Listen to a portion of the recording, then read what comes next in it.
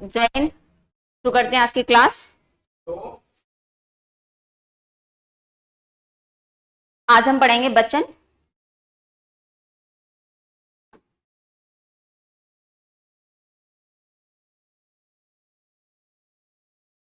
और वचन में तो सबसे पहले लिखिए पहला पॉइंट, वचन का शाब्दिक अर्थ।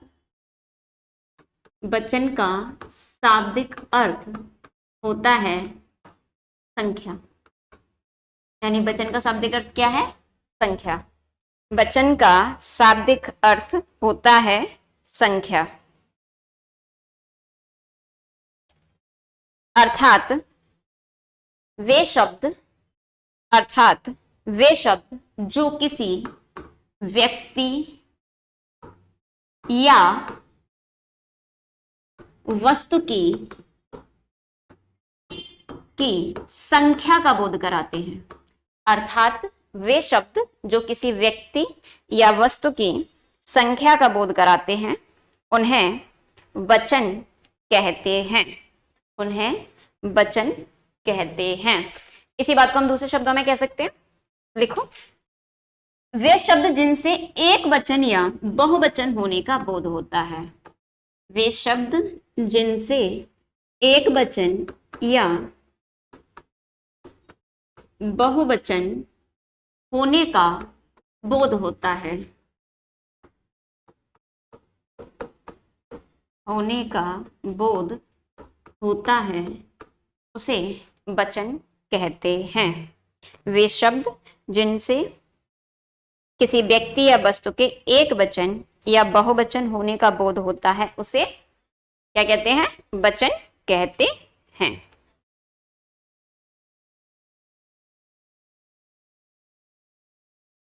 आगे लिखिए, वचन के भेद। वचन के भेद। हिंदी में वचन के दो भेद होते हैं। कितने होते हैं? दो। हिंदी में वचन के दो भेद होते हैं और संस्कृत में वचन के तीन भेद होते हैं।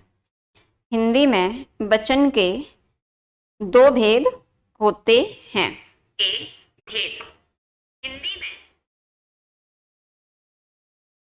हिंदी में वचन के कितने भेद होते हैं? दो। और ये कौन कौन से होते हैं? तो हिंदी में वचन के दो भेद होते हैं। नंबर एक वचन,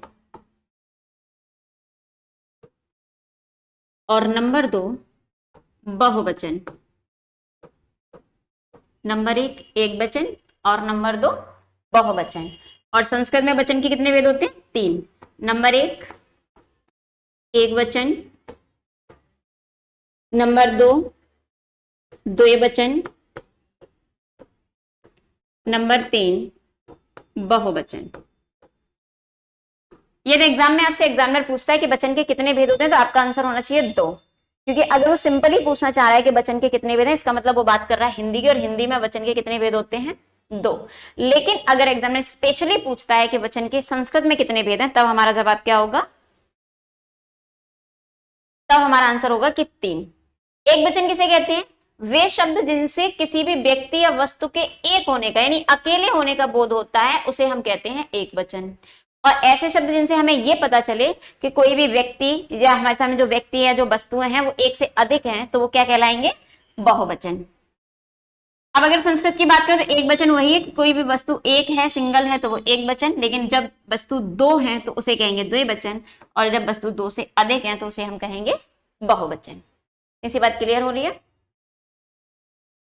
नोट कर। चलिए आगे बढ़ते हैं। अब एक चीज समझ लेते हैं कुछ भी करने से पहले कि जो वचन है उसके बहुवचन बनाए गए। मोस्ट ऑफ द एग्जाम में क्या आता है कि एग्जाम में प्रश्न ये कम पूछता है कि वचन का शाब्दिक अर्थ क्या होता है, वचन के भेद कितने होते हैं। सामान्यतः प्रश्न आते हैं, वचन कोई एक शब्द दिया जाता है, उसके भेद उसको बहुवचन बनवाया जाता है। तो जो एक वचन से बहुवचन बनाने के नियम है वो दो तरीके से होते हैं। एक सबसे पहले आपके होते हैं विभक्ति रहित,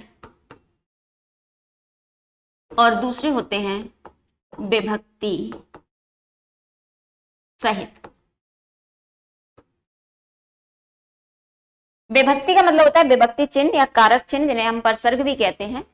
तो किसी भी वस्तु या किसी भी व्यक्ति के साथ में यदि विभक्ति चिन्ह लगा हुआ है तो वो कहा जाएगा विभक्ति सहित, और अगर विभक्ति चिन्ह नहीं है तो उसे कहा जाता है विभक्ति रहित। जैसे फॉर एग्जाम्पल हम समझ लेते हैं, जैसे मान लीजिए मैंने एक शब्द लिया लड़का, और अगर मुझे लड़के का बहुवचन लड़का, एक लड़का शब्द से पता चल रहा है कि एक लड़के की बात हो रही है, और अगर इसी का मुझे बहुवचन बनाना होगा तो मैं क्या कर दूंगी, मैं इसको कर दूंगी लड़के। लड़का जो शब्द था वो विभक्ति रहित था, यानी इसके साथ में कोई भी विभक्ति चिन्ह जुड़ा हुआ नहीं था। लेकिन अगर मान लीजिए मैंने कहा लड़के ने कहा, अब इससे लड़के ने कहा से इससे तो क्लियर हो रहा है कि लड़का कितना है, लड़का एक ही है। लेकिन फिर भी लड़का शब्द को बहुवचन बनाया था तो लड़के हो गया, लेकिन यहां पर भी हमने लड़के का प्रयोग किया, फिर भी एक वचन है। तो वो एक वचन क्यों है, क्योंकि लड़के के साथ में क्या लगा हुआ है, विभक्ति चिन्ह यानी कि कारक चिन्ह लगे हुए हैं। तो हम जो नियम पढ़ेंगे वो पढ़ेंगे विभक्ति रहित वाले, क्योंकि मोस्ट ऑफ द एग्जाम में क्या होता है, एक शब्द आता है और उस शब्द से ही बहुवचन बनवाया जाता है। और विभक्ति सहित रहित वाले बहुवचन को पढ़ने के साथ साथ हमें सबसे मेन याद रखने पड़ेंगे किसी भी शब्द को, किसी भी शब्द का अंत किस पर हो रहा है, वो अकारांत है, इकारांत है, आकारांत है, ऋकारांत है। और इस चीज को लास्ट क्लास में हम पढ़ चुके थे कि अकारांत क्या होता है, आकारांत क्या होता है, इकारांत क्या होता है, उकारांत क्या होता है। तो सबसे पहले हेडिंग डालो पुल्लिंग। लिंग की हम बात कर चुके हैं और उसी में हम पढ़ चुके थे कि इकारांत और इकारांत अकारांत शब्द किसे कहते हैं। तो सबसे पहले हम बात करेंगे पुल्लिंग शब्दों की। तो पुल्लिंग शब्दों में सबसे महत्वपूर्ण बात है कि आकारांत, जो शब्द आकारांत हैं और कैसे हैं, पुल्लिंग हैं, उनका यदि हम बहुवचन बनाएंगे तो उन्हें हम क्या कर देंगे, एकारांत कर देंगे। यानी अगर कोई भी शब्द है जिसका अंत बड़े आ पर हो रहा है, उसमें बड़े आ की अंत में मात्रा, उसका अगर हमें बहुवचन बनाना और वो कैसा है, वो पुल्लिंग है, तो उसका बहुवचन बनाते समय हम क्या करेंगे, उसको एकारांत कर देंगे। जैसे अभी हमने किया था लड़का, लड़के, या इसको हमने मान लीजिए हमने एक और एग्जांपल ले लेते हैं और हम यहां लिख देते हैं घोड़ा, तो इसका बहुवचन क्या हो जाएगा,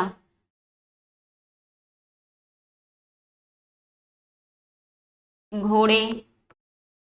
मान लीजिए मैंने एक और शब्द लिखा चश्मा, इसका बहुवचन हो जाएगा चश्मे। एक और शब्द ले लेते हैं, मान लीजिए हमने लिखा घड़ा, इसका हो जाएगा घड़े।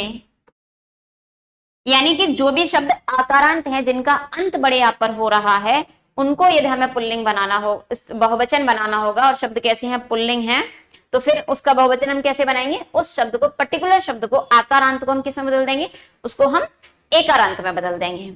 अब इसमें लिख लीजिए एक नोट पॉइंट, सबसे इंपॉर्टेंट नोट पॉइंट है। और नोट पॉइंट क्या है कि पुल्लिंग आकारांत, पुल्लिंग आकारांत शब्दों के अलावा, पुल्लिंग आकारांत शब्दों के अलावा अन्य शब्दों का, अन्य पुल्लिंग शब्दों का, अन्य पुल्लिंग शब्दों या अन्य पुल्लिंग शब्द बहुवचन बनाते समय, अन्य पुल्लिंग शब्द बहुवचन बनाते समय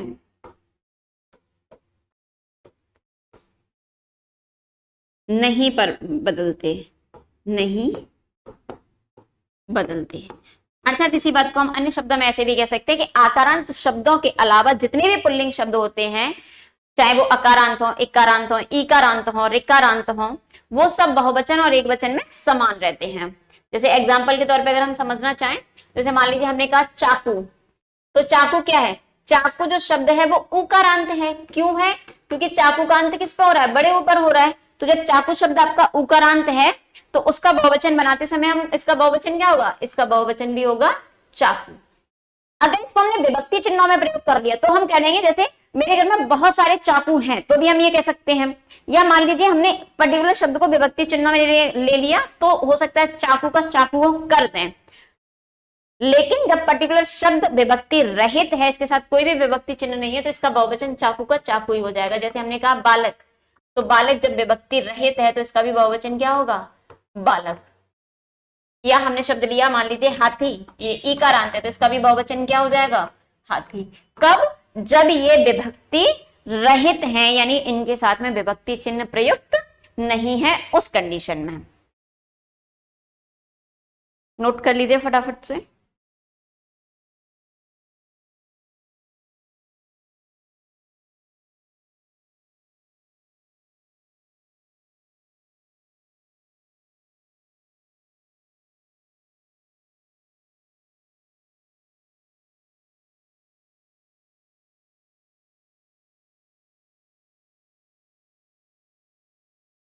चलिए आगे बढ़ते हैं। यानी पुल्लिंग शब्द में हमें बस एक ही याद रखना, और याद क्या रखना है कि जो आकारांत है वो किसमें बदल जाएंगे? एकारांत में। बाकी पुल्लिंग शब्द में यदि विभक्ति रहते हैं तो वो परिवर्तित नहीं होंगे।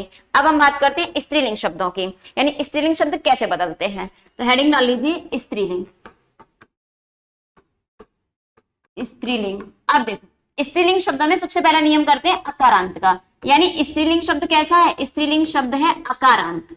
अब इसका हमको करना है बहुवचन, तो इसको हम क्या करेंगे? बहुवचन बनाते समय अकारांत को एकारांत कर देंगे और उस पर लगा देते हैं बिंदी। कैसे? जैसे मान लेते हैं एग्जांपल्स के लिए हमने एक शब्द लिया गाय। अब गाय का अंत यानी आ पर क्या है? छोटे आ की मात्रा, तो हमने गाय, इसका अंत किस पर हो रहा है? छोटे आ पे। नहीं, कैसे शब्द? अकारांत। और अब अगर इसको मुझे बहुवचन बनाना होगा तो मैं क्या कर दूंगी? मैं कर दूंगी गाय। यानी कि अकारांत शब्द को हम क्या करते हैं? अकारांत शब्द को सबसे पहले हम करते हैं एकारांत, और एकारांत के साथ ही साथ हम उस पर क्या लगा देते हैं? अनुस्वार, यानी कि उस पर बिंदी लगा देते हैं। इसी बात क्लियर हो रही है? जैसे मान लीजिए मैंने कहा बात, तो उसका क्या हो जाएगा? बातें। गाय, गाय।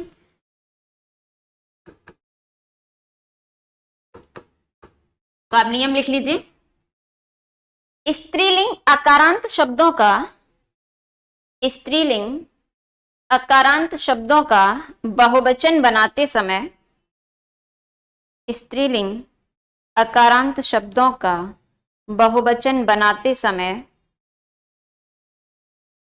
अकारांत को एकारांत में परिवर्तित करते हैं। अकारांत को एकारांत में परिवर्तित करते हैं और अनुस्वार लगा देते हैं, और अनुस्वार लगा देते हैं।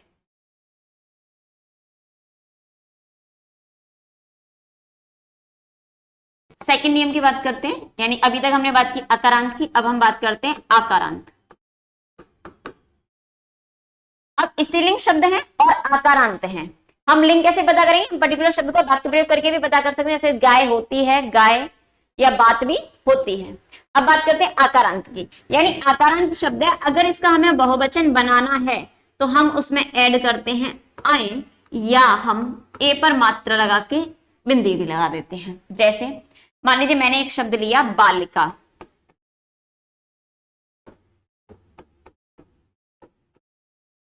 तो बालिका का बहुवचन क्या हो जाएगा? बालिका का बहुवचन हो जाएगा बालिकाएं, या हम इसी को इस तरह से भी लिख सकते हैं बालिकाएं। हालांकि सबसे ये सही माना जाए, या हमने एक शब्द लिखा महिला, तो महिला का बहुवचन क्या हो जाएगा? महिलाएं। या मान लीजिए एक शब्द लिखा मैंने बाला, और बाला होता है लड़की का पर्यायवाची, तो क्या हो जाएगा? बालाएं। तो नियम नोट कर लीजिए। आकारांत, आकारांत स्त्रीलिंग शब्दों का बहुवचन बनाते समय, आकारांत स्त्रीलिंग शब्दों का बहुवचन बनाते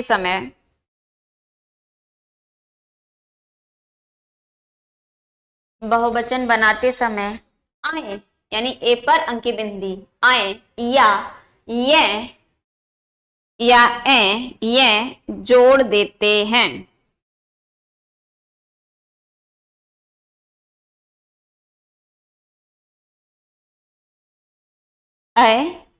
या आए जोड़ देते हैं। एग्जाम्पल लिख लीजिए।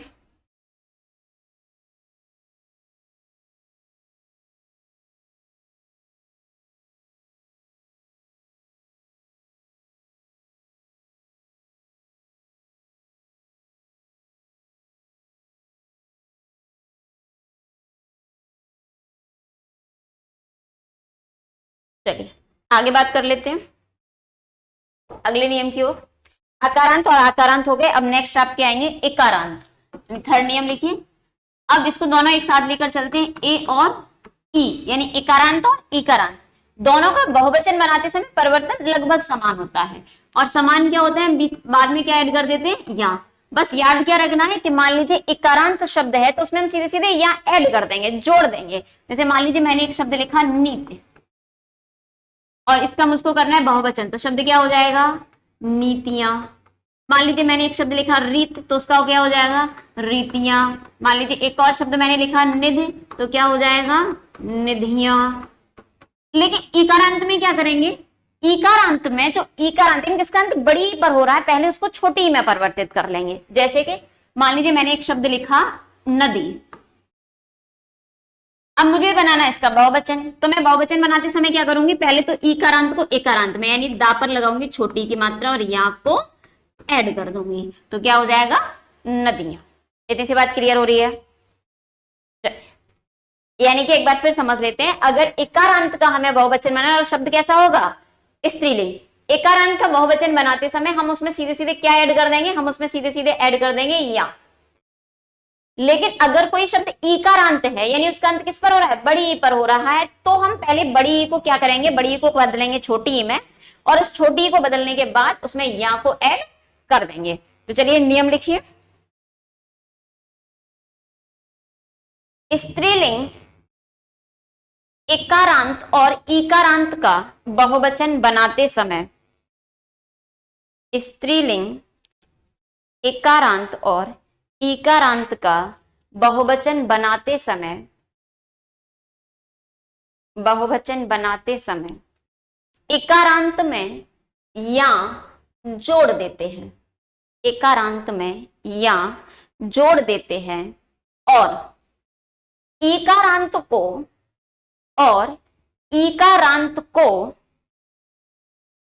इकारांत में परिवर्तित करते हैं, और इकारांत को इकारांत में परिवर्तित करते हैं, और या जोड़ देते हैं, और या जोड़ देते हैं। जैसे मान लीजिए मैंने कहा चाबी, तो बड़ी की मात्रा है, यानी कैसा शब्द है, इकारांत है। इकारांत है तो इसका बहुवचन बनाते समय क्या हो जाएगा, चाबियां। मान लीजिए मैंने कहा लड़की, तो लड़की भी कैसा है, इकारांत, इसका बहुवचन बनाना तो मैं क्या कर दूंगी, इसका बहुवचन बनाते समय मैं कर दूंगी लड़कियां। यानी कि का पर क्या हो जाएगी, पहले हो जाएगी छोटी की मात्रा और उसके बाद हम क्या ऐड कर देंगे, या। एग्जाम्पल नोट कर लीजिए।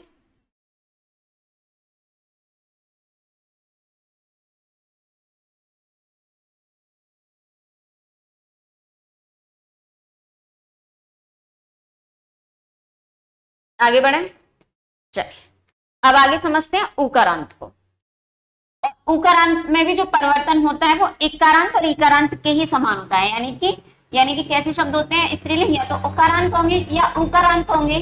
परिवर्तन जो हम करेंगे वो किस में करेंगे, परिवर्तन कर, यानी बहुवचन में परिवर्तन करने के बाद हम क्या ऐड कर देंगे, उसमें ऐड कर देंगे या, सॉरी उसमें ऐड करते हैं या। और फिर क्या करना है हमें, यानी कि अगर उकारांत है और उसको बहुवचन बनाना है, तो मैंने मान लीजिए एक शब्द लिखा वस्तु, और अब मुझको उसको करना है बहुवचन, तो मैं शब्द क्या कर दूंगी, वस्तुएं। अब बात करते हैं उकारांत की, यानी उकारांत में क्या करूंगी, जैसे मान लीजिए मैंने एक शब्द लिखा वधु। अब इसका क्या करना है, इसको जैसे हमने इकारांत में किया था, इकारांत में हम लोगों ने क्या किया था कि पहले इकारांत को इकारांत में बदला था, एज इट इज एज, यानी उसी तरीके से उकारांत को भी हम पहले किस में बदलेंगे, उकारांत में। यानी हम क्या लिखेंगे, वधु। यानी कि जो दीर्घ है बहुवचन बनाते समय पहले उसे ह्रस्व में बदलेंगे, और जब भी ह्रस्व में बदल देंगे तो उसमें क्या ऐड कर देंगे, या। तो नियम लिखिए, उकारांत और उकारांत स्त्रीलिंग शब्दों का, उकारांत और उकारांत स्त्रीलिंग शब्दों का बहुवचन बनाते समय बहुवचन बनाते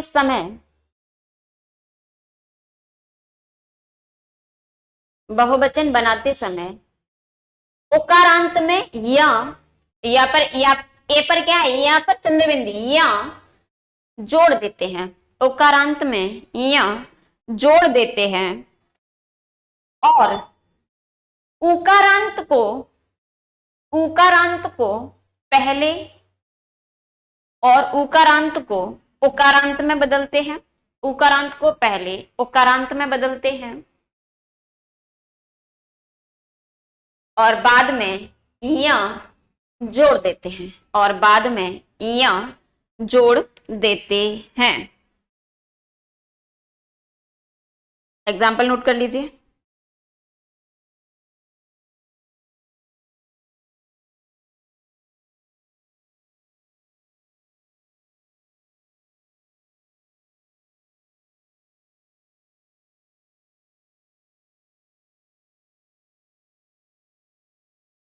नोट कर लिए। अब एक चीज और समझते हैं, उसके बाद आगे बढ़ेंगे। आकारांत वाला नियम हमने कर लिया था कि हमें क्या करना था कि आकारांत जो शब्द थे, यानी बैक में हमने एक चीज पढ़ी थी कि जो आकारांत शब्द है उसमें क्या करना है, या को ऐड कर देना है। अब एक चीज और समझते हैं कि आकारांत तो हो लेकिन उसका अंत किस पे हो रहा हो, या पर, तो हम बाद में बस चंद्र बिंदु लगा देंगे। जैसे मान लीजिए मैंने कहा गुड़िया, तो इसका बहुवचन क्या हो जाएगा, गुड़िया। मान लीजिए मैंने कहा डिबिया, तो इसका बहुवचन क्या हो जाएगा, डिबिया। लिखिए, यदि किसी शब्द का अंत या पर होता है, यदि किसी शब्द का अंत या पर होता है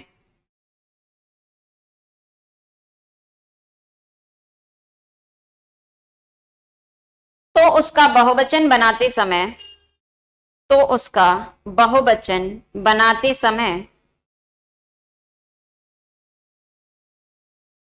उसमें चंद्र बिंदु लगा देते हैं, उसमें चंद्र बिंदु लगा देते हैं। यदि किसी शब्द का अंत किस पर होता है, या पर, तो क्या करते हैं, उसमें चंद्र बिंदु लगा देते हैं, या बहुवचन बनाते समय चंद्र बिंदु लगा देते हैं, या बहुवचन बनाने के लिए चंद्र बिंदु लगा देते हैं।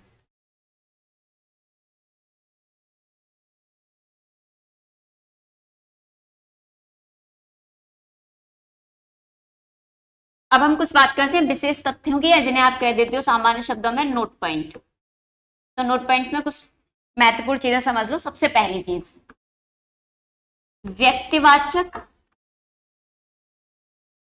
और पदार्थवाचक, व्यक्तिवाचक और पदार्थवाचक संज्ञा, व्यक्तिवाचक और पदार्थवाचक संज्ञा सदैव कैसी होती हैं, सदैव बहुवचन होती है, सॉरी सदैव एक वचन होती है। यानी कि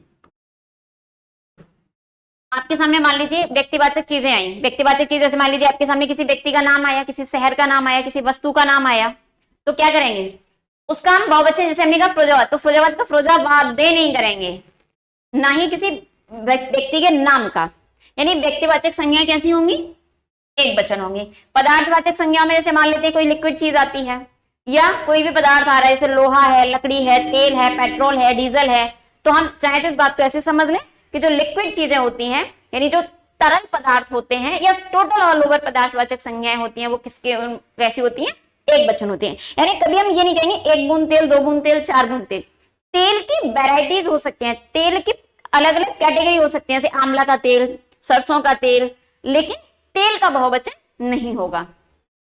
दूसरी बात क्या होगी, मुख्य इंपोर्टेंट कुछ शब्द हैं मुख्य रूप से, जैसे कि दर्शन, प्राण, आंसू, दर्शन, प्राण, आंसू के अलावा आप कह सकते हो हस्ताक्षर, होठ,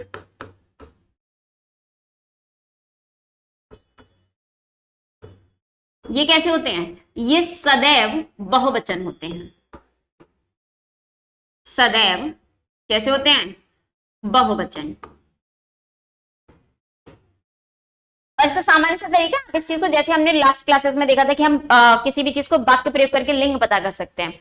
इनका भी हम वाक्य प्रयोग, जैसे दर्शन किया नहीं जाता, किए जाते हैं। प्राण निकलता नहीं है, निकलते हैं। आंसू भी ऐसा नहीं होता कि एक आंसू एक आंख से निकल के रह गया, आंसू लगातार बहते हैं, दोनों आंखों से बहते हैं। इसी तरीके से हस्ताक्षर किए जाते हैं और होठ भी होते हैं। होठ की बात हो रही है, जैसे आपने कहा जूता, तो जूते का मतलब एक नहीं, एक जूता। जूते का मतलब क्या है? दो उसमें पेयर हैं, दो जोड़ी जूते, उसका तभी महत्व है। इंपोर्टेंट पॉइंट है जो विदेशज शब्द हैं, यानी फोर्थ इंपोर्टेंट पॉइंट क्या है? विदेशज शब्द।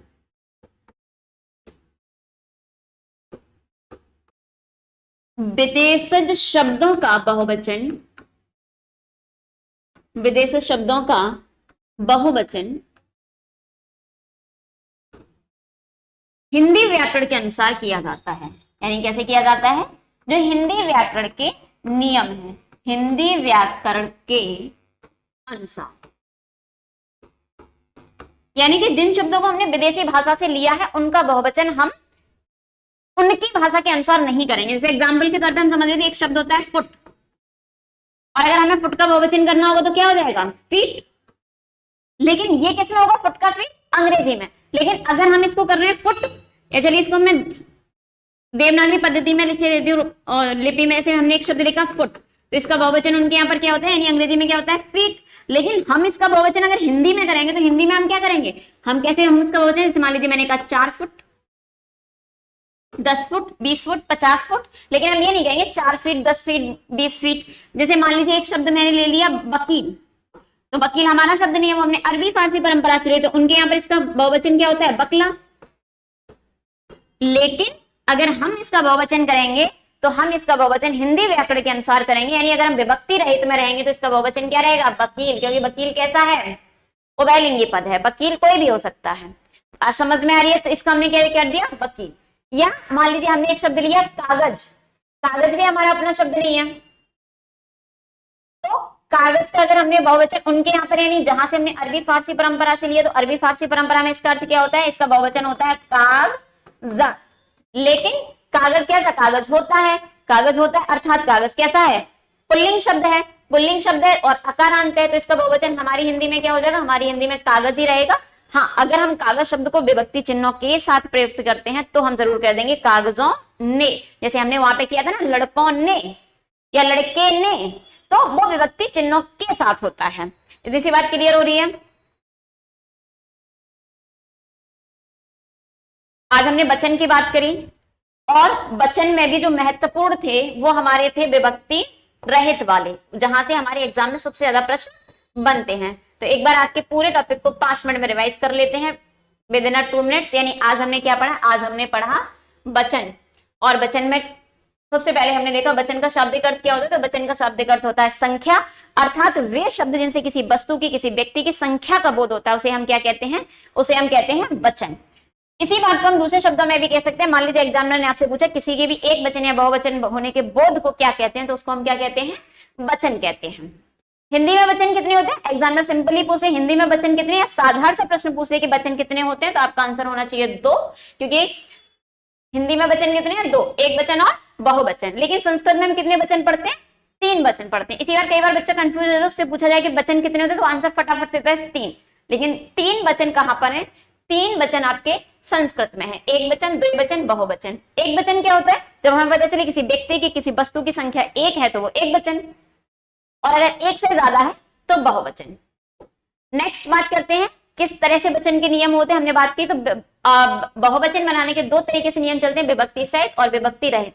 एग्जाम में सबसे इंपोर्टेंट होते हैं विभक्ति रहित, क्योंकि विभक्ति सहित तो सामान्यतः हम जब व्याकरण पढ़ रहे होते हैं तो उसके अनुसार हो जाते हैं।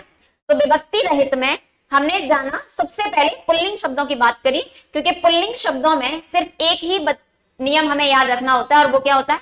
आकारांत। यानी कि कोई भी शब्द पुल्लिंग है अब हम कैसे पता करें पुल्लिंग है? तो पुल्लिंग पता करने का सबसे आसान सा तरीका है कि जो शब्द दिया उसका हम क्या कर लें, वाक्य प्रयोग कर लें। और वाक्य प्रयोग करते ही हमें क्या पता चल जाएगा? वाक्य प्रयोग करते ही हमें पता चल जाएगा कि वो स्त्रीलिंग है या पुल्लिंग है। उसका बहुवचन बनाने उसे हम क्या कर देंगे? उसे हम कर देंगे एकारांत, जैसे हमने घोड़े का किया घोड़ा, चश्मा चश्मे, घड़ा घड़े, इस तरीके से। पुल्लिंग में आकारांत के अलावा कोई भी शब्द हो, चाहे अकारांत हो, इकारांत हो, ईकारांत हो, उकारांत हो, उकारांत हो, उनका हम बहुवचन नहीं बदलते। कब नहीं बदलते? जब वो विभक्ति चिन्हों के साथ नहीं होते हैं, तो वो एक वचन और बहुवचन दोनों में समान होते हैं। नेक्स्ट हमने बात की स्त्रीलिंग शब्दों की। तो स्त्रीलिंग शब्द में अगर अकारांत है तो उसको बहुवचन बनाते समय पहले एकारांत करेंगे और उसमें बिंदु यानी अनुस्वार को ऐड कर देंगे, जैसे गाय गाय, बात बातें। और यदि आकारांत शब्द है, आकारांत शब्दों में बस आय को हम जोड़ देते हैं, यानी ए पर चंद्र बिंदु लगा के उसमें जोड़ देते हैं और उसका बहुवचन बन जाता है। नेक्स्ट बात करी इकारांत और इकारांत की। तो इनमें बहुवचन बनाते समय एक कॉमन चीज होती है कि उसमें क्या जोड़ते हैं? या जोड़ते हैं, यानी यहाँ पे चंद्र बिंदु लगाते हैं। लेकिन ध्यान रखने वाली बात है कि अगर इकारांत है तो हम सिर्फ ऐड करते हैं, लेकिन अगर इकारांत है तो पहले उसे इकारांत में बदलते हैं, उसके बाद उसमें या को ऐड करते हैं। और यही बात हमें कहाँ याद रखनी? यही रखनी उकारांत और उकारांत में। इसमें बहुवचन बनाएंगे तो ए पर चंद्र बिंदु यानी आय लगाएंगे, लेकिन अगर उकारांत है तो सिर्फ ऐड करेंगे, और अगर उकारांत है तो पहले उसको उकारांत में बदलेंगे, छोटे उ में बदलेंगे, और उसके बाद हम क्या करेंगे? उसमें आय को ऐड कर देंगे। नेक्स्ट एक और बात हमने ध्यान रखी, कोई भी शब्द आकारांत है, स्त्रीलिंग है, लेकिन उसका अंत किस पे हो रहा है? उसका अंत हो रहा है या पर, तो हम क्या करेंगे? उसमें सिर्फ और सिर्फ चंद्र बिंदु को ऐड कर देंगे। नेक्स्ट हमने कुछ बात की कि कुछ इंपोर्टेंट पॉइंट होते हैं कि जैसे मान लीजिए एग्जामिनर ने आपसे पूछा कि क्या संज्ञा का बहुवचन होता है, तो याद रखना संज्ञा का बहुवचन हम करते हैं, लेकिन व्यक्तिवाचक और पदार्थवाचक संज्ञा हमेशा एक वचन होते हैं। दर्शन, प्राण, आंसू, हस्ताक्षर, होठ हमेशा बहुवचन होते हैं, और पदनाम हमारे उभयलिंगी होते हैं। और एक और इंपोर्टेंट पॉइंट्स कि जो विदेशज शब्द होते हैं, जो हमने दूसरी भाषाओं से अपने हिंदी में लिए हैं, उन शब्दों को भले ही हम एज इट इज एज प्रयोग कर रहे हो, लेकिन जब हम उनका वचन बदलेंगे तो उनको हिंदी व्याकरण के नियमानुसार बदलते हैं। आज की इस क्लास में इतना ही। धन्यवाद।